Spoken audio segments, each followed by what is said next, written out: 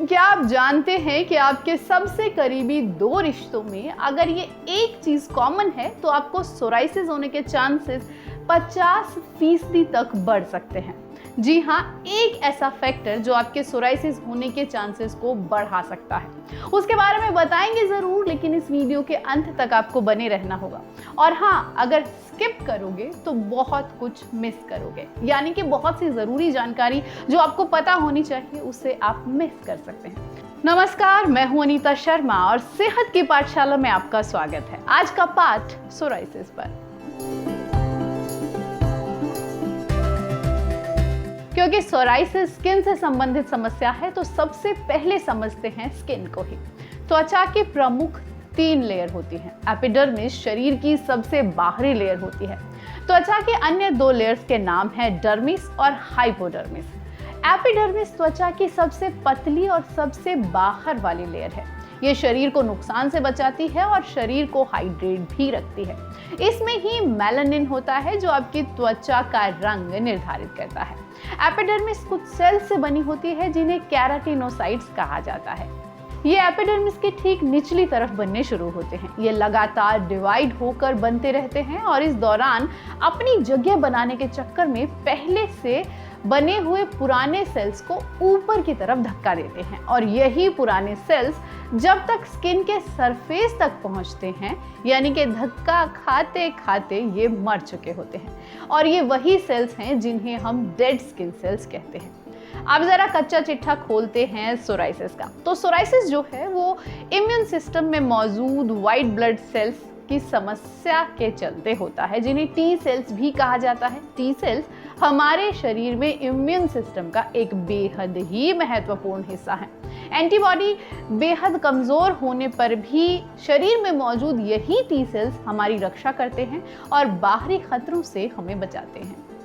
दरअसल सोराइसिस में T cells healthy skin cells पर ही अटैक करने लगते हैं, यानी कि हमारे सैनिक हमारे ही शरीर में मौजूद आम नागरिकों को जो कि अपना काम कर रहे होते हैं उन पर हमला शुरू कर देते हैं और ये एक इम्यून रिस्पॉन्स को ट्रिगर करते हैं, जिससे त्वचा में मौजूद नसें बड़ी और चौड़ी हो जाती हैं। इससे दूसरे व्हाइट ब्लड सेल्स एपिडर्मिस में घुस जाते हैं। यहाँ ये कुछ तरह के केमिकल बनाती हैं जो कि केराटिनोसाइट्स को जल्दी रिप्रोड्यूस करने और समय से पहले मैच्योर होने का मैसेज देती है, यानी कि जो प्रोसेस धीरे धीरे होना था वो तेजी से होने लगता है, जिससे ये डेड स्किन सेल्स त्वचा के ऊपर परत के तौर पर जमने लग जाते हैं। क्योंकि झड़ने या शेड होने का प्रोसेस बहुत ही स्लो होता है और इनका बनने और डेड होने का प्रोसेस बहुत ही फास्ट होता है, जिसकी वजह से ये झड़ने के बजाय स्किन पर थिक पैचेस के रूप में जम जाते हैं और हमें दिखने लगते हैं, जिसे केराटिनोसाइट्स सोराइसिस भी कहा जाता है।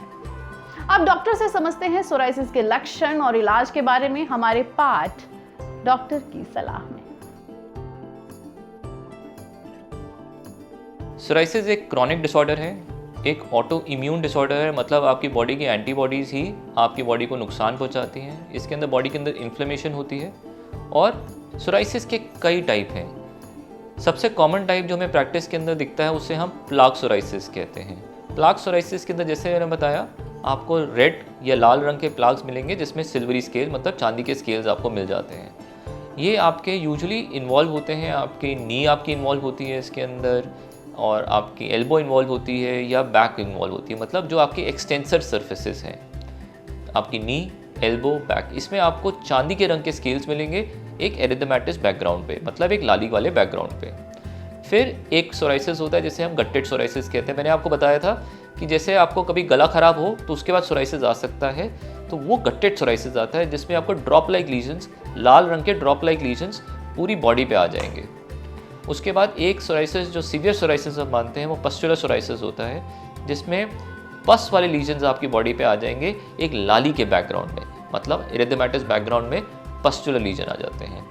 फिर एक रेयर टाइप ऑफ सोराइसिस होता है जिसे हम इन्वर्स सोराइसिस कहते हैं। ये आपके फोल्ड्स को इन्वॉल्व करेगा, मतलब जो आपकी आर्मपिट्स हो गई आपकी या आपकी जांघों के बीच में आपके आ जाएगा। फोल्ड्स जहाँ जहाँ हैं आपके वहाँ पे आता है, ये एक्सटेंसर सर्फेसिस पे नहीं आता। फिर इसकी जो आपकी लोकेशन के हिसाब से भी सोराइसिस होता है, जैसे स्कैल्प सोराइसिस हो गया, आपके पामोप्लांटर सोराइसिस मतलब हाथ और पैर का सोराइसिस हो गया, नेल सोराइसिस हो गया, और एक वैरायटी जिसे हम सोराइटिक आर्थराइटिस कहते हैं जो सोराइसिस के साथ इन्वॉल्व होता है, जिसमें आपके जोड़ इफेक्ट होते हैं। इसमें आपके सूजन आ सकती है, पेन हो सकता है, स्टिफनेस आ सकता है। और एक लास्ट वैरायटी है जो एरिथ्रोडर्मिक है, मतलब पूरी बॉडी ही लाल हो जाती है और आपकी स्किन पे भी स्केलिंग होती है। इसके लिए आपको अगर इमीडिएटली आप इसका इलाज ना लें तो ये आपके लिए खतरनाक हो सकता है। सोराइसिस के कॉजेज़ पे काफ़ी रिसर्च चल रही है, काफ़ी सालों से रिसर्च चल रही है, बट एग्जैक्ट कॉज इसका आज तक नहीं पता लगा। But it is a combination of genetic, मतलब आपकी जो जीन्स में है, और आपके वातावरण मतलब environmental factors. It's a combination of genetic factors as well as your environmental factors. इन दोनों के कॉम्बिनेशन की वजह से सोराइसिस यूजुअली होता है। बट एक चीज़ जो हम मानते हैं एज अ डॉक्टर कि ये एक ऑटो इम्यून है, मतलब आपकी बॉडी की ही एंटीबॉडीज़ बन रही हैं जो आपकी बॉडी को ही और आपकी स्किन को ही, आपके जॉइंट्स को, आपके नेल्स को नुकसान पहुंचाती हैं। अब सबसे इम्पोर्टेंट सवाल, क्या इसका इलाज है इस बीमारी का? सोराइसिस का आज तक हमें पूरी तरीके से कारण समझ नहीं आया। इसी वजह से इसका इलाज भी पूरी तरह से नहीं संभव है। इसका क्योर नहीं है, इसको ट्रीटमेंट किया जा सकता है, और ट्रीटमेंट आपके सोराइसिस पे डिपेंड करेगा, आपकी बॉडी पे डिपेंड करेगा और आपके हेल्थ केयर प्रोवाइडर डिपेंड करेगा।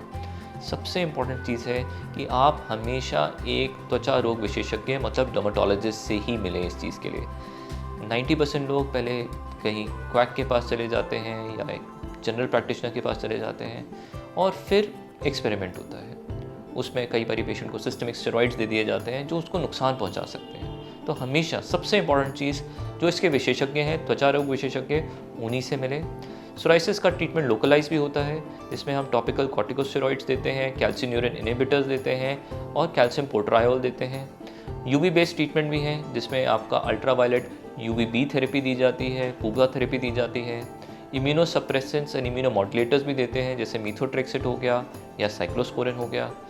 कुछ नई दवाइयाँ भी आई हैं एंटी इन्फ्लेमेटरी, जैसे एप्रीमिलास्ट और बायोलॉजिक्स ने एक रेवोल्यूशनाइज किया है इसके ट्रीटमेंट को, जिसमें सोराइसिस पूरी तरह से चला जाता है, बट ऑफ कोर्स परमानेंटली नहीं जाता। जब तक आप बायोलॉजिक्स ले रहे हैं तब तक जाएगा, पर जब तक आप ले रहे हैं कुछ केसेस में पूरी तरह से चला जाता है। Precaution is better than cure, तो बेहतर और संतुलित डाइट से अच्छा और क्या क्योर हो सकता है भला? तो चलिए जानते हैं सोराइसिस में डाइट कैसे लेनी चाहिए हमारे एक्सपर्ट से।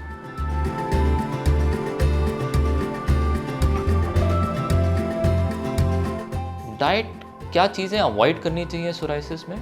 देखिए, कोई भी चीज़ जो पैकेट में आती है, प्रोसेस्ड फूड है, वो आपने अवॉइड करने ही करने हैं। और मीठे शुगरी प्रोसेस्ड फूड तो बिल्कुल ही नहीं खाने हैं आपने। तो प्रोसेस्ड फूड जो पैकेट में आते हैं, जिसमें आपका पिज़्ज़ा हो गया या आपका पास्ता हो गया या आपके फ्रूट जूसेस हो गए जिसमें प्रिजर्वेटिव्स डलते हैं, वो आपकी बॉडी के अंदर टॉक्सिन्स का प्रभाव बढ़ाते हैं और आपका सोराइसिस कर सकते हैं। तो इनका तो आपने बिल्कुल ही अवॉइड करना है। अल्कोहल मैं आपको ऑलरेडी बता चुका हूँ, अल्कोहल का सेवन डाइट में ही आता है, हम लोग उसको डाइट ही मानते हैं, तो वो भी आपने कम्प्लीटली अवॉइड करना है। मॉडरेशन में कभी कभी 1 बियर 2 बियर वो भी आप नहीं ले सकते हैं। फिर कुछ पेशेंट्स में हमें पता लगा है कि जब वो रेड मीट और फुल फैट डेयरी बंद करते हैं तो भी उनका सोराइसिस इम्प्रूव कर जाता है। तो रेड मीट अवॉइड करें, फुल फैट डेयरी भी आप अवॉइड कर सकते हैं।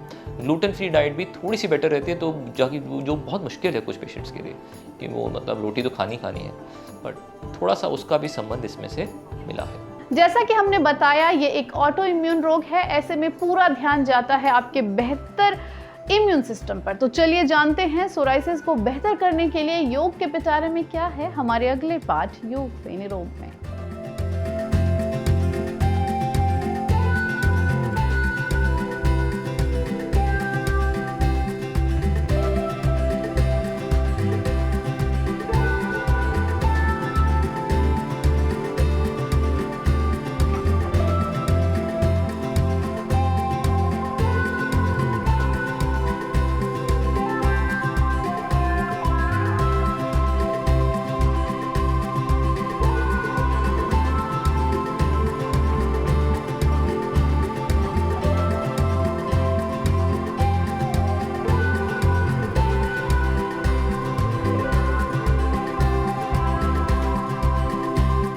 अब रुख करते हैं उस बात की तरफ जिसे जानने के लिए आप इतनी देर से सब्र किए बैठे हैं और ज्ञान और जानकारी का अपना भंडार भर लिया है।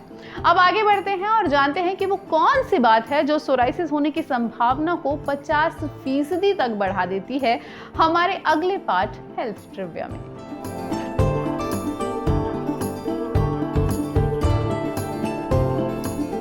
अक्सर लोग पूछते हैं कि क्या सोराइसिस आनुवांशिक हो सकता है, तो इसका जवाब है बिल्कुल है। नेशनल सोराइसिस फाउंडेशन NPF की एक रिपोर्ट के अनुसार अगर आपके माता पिता में से किसी एक को सोराइसिस है तो इसके आपको होने की संभावना लगभग 10% है। लेकिन अगर आपके माता पिता दोनों को ही सोराइसिस है तो आप में इसका जोखिम 50% तक बढ़ सकता है। यानी कि अगर आपके माता पिता दोनों को ही सोराइसिस की समस्या है तो आप में सोराइसिस होने के चांसेस 50% ज्यादा हैं किसी सामान्य व्यक्ति के मुकाबले। सोराइसिस से पीड़ित लगभग 1/3 लोगों का कोई ना कोई रिश्तेदार सोराइसिस से पीड़ित होता है। तो सेहत की पाठशाला में आज इतना ही। आपसे जल्द ही फिर मिलेंगे। तब तक अपना ख्याल रखें, खुश रहें, तंदुरुस्त रहें और NDTV देखते रहें। नमस्कार।